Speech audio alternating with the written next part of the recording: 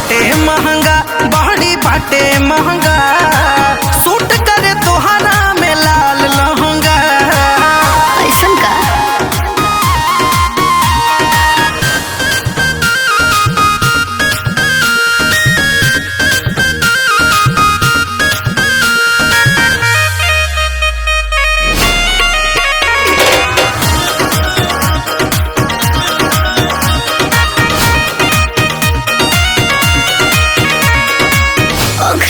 सबका करेला सारा देहिया पर चमकेला जब जब सितारा बुझाई।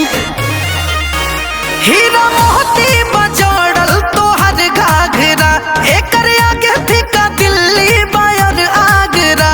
और दूर से देखो मन करो चंगा बाटे महंगा बहड़ी बाटे महंगा सूट करे तोहरा में लाल लहंगा।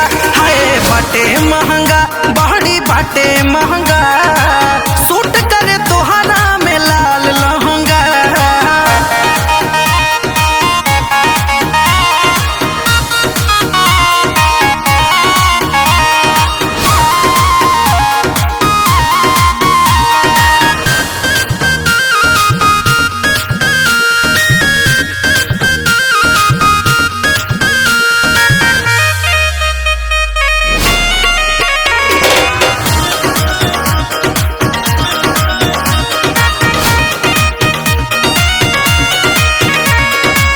सबके हो पहले आसान नहीं खबाबो बहखत मनवा पर खतु काबो तनी रोको।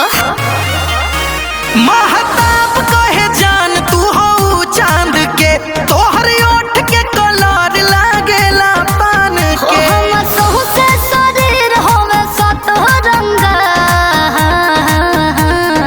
बाटे महंगा बहड़ी बाटे महंगा